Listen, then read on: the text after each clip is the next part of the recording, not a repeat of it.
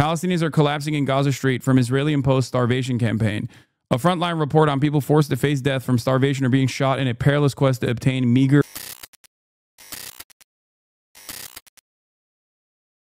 I mean, dude, while we're having this conversation, in the past 48 hours, 20 people in Gaza have died from hunger, according to the Director General of the Ministry of Health. Hunger and famine is completely set in the Gaza Strip. Not only are the American mercenaries, alongside the Israeli occupying force, starving the Gazan population deliberately, and that at the point of aid distribution, they are directly shooting and killing Palestinians and using aid delivery, which doesn't even need to exist in the hands of Israel or America, which are belligerents in this as an occupying force. Aid delivery that they could allow into the Strip, they're refusing to allow into the Strip through third parties so that they can use the limited faucet of aid to kill as many Palestinians as possible. There is no both sides in this circumstance. I mean, it just doesn't exist. The UN Human Rights, the occupied Palestinian territory, UN Human Rights Office, internationally mandated to monitor and report on human rights in the occupied Palestinian territory, reveals that one or both of their legs. 20 months of intense hostilities have destroyed the protection environment for persons with disabilities and older persons. Protection cluster outlines 5 key protection risks in this regard requiring immediate attention. And this is the limited amount. These are conservative estimates because Israel, under the directive of Benjamin Netanyahu, the war criminal, has actually intentionally destroyed the healthcare infrastructure of Gaza. In Gaza, 134,105 people, including over 40,500 children, had new war-related injuries. 25% are estimated to have new disabilities requiring acute and ongoing rehabilitation. 35,000 plus people are believed to have significant hearing damage due to explosions. Israel has, by the most conservative estimations, killed a classroom filled with children every single day. Literally every single day. That's why the Adolf Hitler comparison is perfectly apt and perfectly appropriate in this situation. Okay? It is akin to interviewing Adolf Hitler, and even worse than that, it's akin to interviewing Adolf Hitler with the full knowledge of the death camps. Like knowing that Auschwitz is literally sending Jews into the gas chambers, sending all of the political dissidents, the Roma population, the Slavs, whoever, into gas chambers and cooking them alive, and then sitting across from Adolf Hitler and being like, well, what kind of chocolates do you like? How much do you enjoy meth consumption? It's just like, it's not content, you know? The reason why I make comparisons while still explaining this key factor is that while it was happening, the overwhelming majority of the population, with the exception of like Germans, regular Germans, did not know that it was happening. This time we do know it's happening. Okay? They didn't know. The major reason why I make this comparison, of course, is because it is apt. This is a live streamed. So if many of you were asking yourselves, I don't mind having him on, but Netanyahu notoriously avoids Israeli media and loves talking to simpleton American podcasters for a reason. They're his Walter Duranty. Good. There's proof that the Allies in England knew about it as early as late 1942. The Germans were well aware too via newspapers. No, it's one of those instances where there was surveillance and spies that actually were able to get message out. But it's not the same. It's not to the same degree. Like there was evidence. There was certainly evidence. But how can you say it's identical to what you can see today? It's like literally having a direct CCTV footage inside of the gas chamber, dude. What are you talking about? Do you think that it is the same? There is no modern day comparison due to the technology, like the limitations of information disseminating worldwide. To be honest, this experience clears up for me a bit why people were latching onto your terrorist, in air quotes, interview. It just seems people have simply no idea who holds power. Yeah, people don't understand. There are definitely going to be people that will come after me after this to be like, Hasan, you interviewed a terrorist. How dare you speak out on interviewing Benjamin Netanyahu? And it's like, dude, if you can't see the difference between a 19-year-old in Yemen who is not even a part of the Ansar Allah movement, but even if he was literally the head of Ansar Allah. If you can't see the difference between me interviewing positively, okay, the head of Ansar Allah versus Benjamin Netanyahu, I don't know how to have a conversation with you. One is literally doing it. The other one is actively fighting back against it and the genocidal entity itself. One has nukes. The other one is in charge of the poorest nation on the planet that is constant of complete destruction due to Western allied forces burning it into oblivion. There is no comparison here.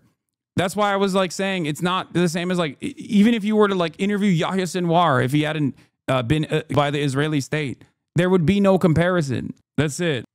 And it's also short-sighted because I don't think people will look fondly at these moments. I think you're hitching your horse onto the wrong wagon, okay? That's the other thing. You're hitching your horse onto the wrong wagon here. What's up, Adam? I'm still live.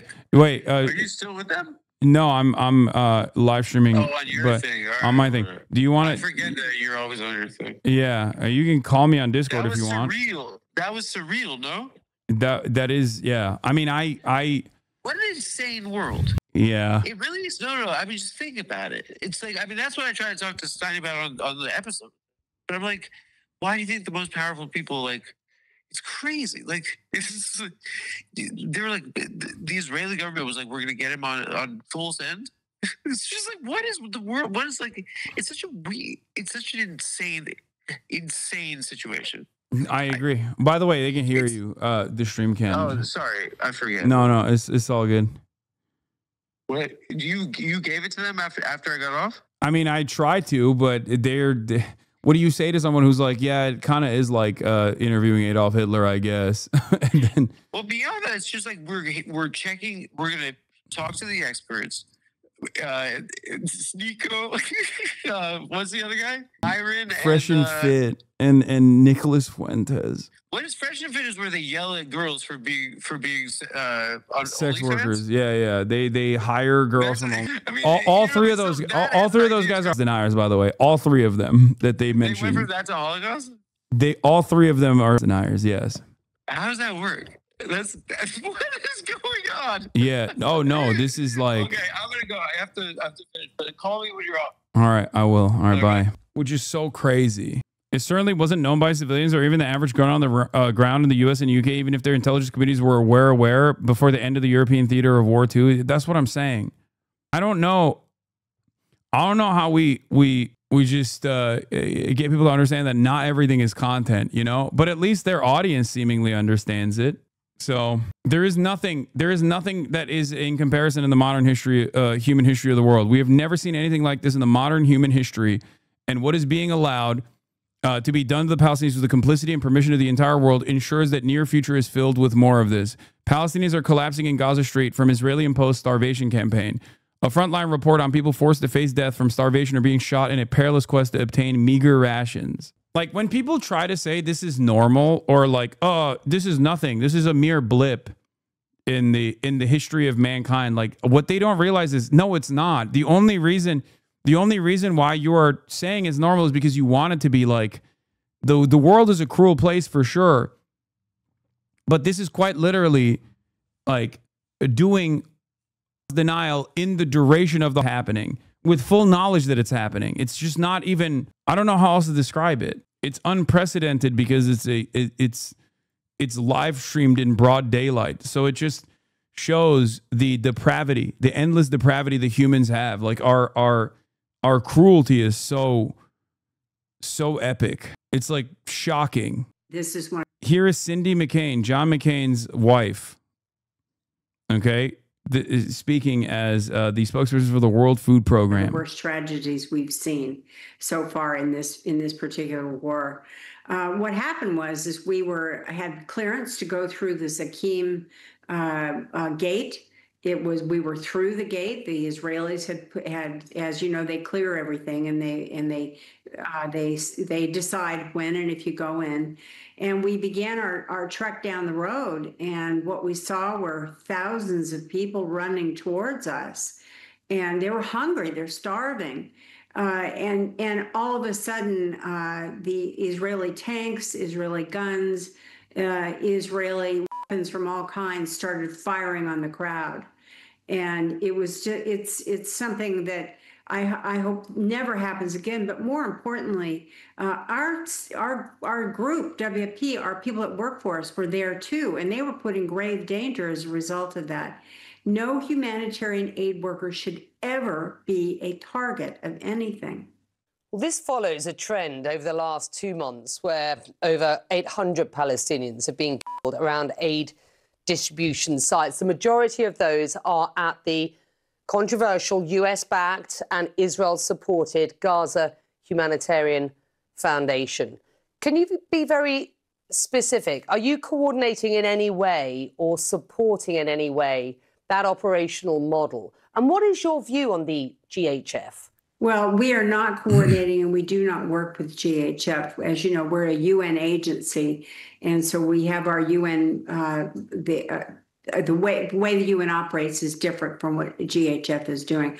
I don't really have any information about them at all because we don't even talk. GHF is an aid scheme, is a fake aid scheme that they have cultivated, that they've created so they can kill Palestinians at the point of aid distribution.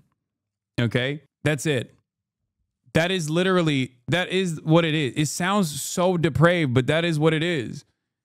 It's like the Nazis feeding the people in the concentration camps before executing them, and the food that they're delivering to the people in the concentration camps are still like limited, incredibly calorically restricted, just as though the gas chambers, the gas chambers themselves were billed as like showers. Okay, it's perfidy. It's lying. You're lying to people. You're saying, "Hey, come in. Oh, you have no aid. You have no food because we have not allowed it to come into the strip.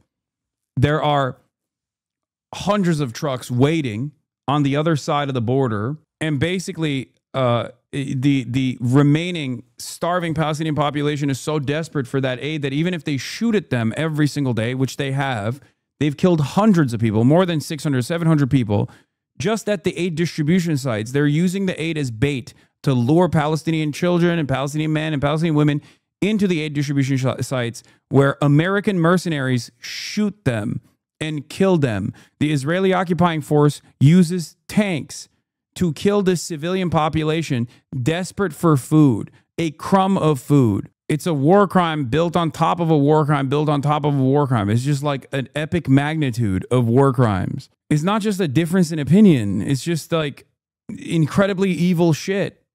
And a state that conducts these kinds of evil activities, our state included, is completely morally bankrupt. Is just pure evil.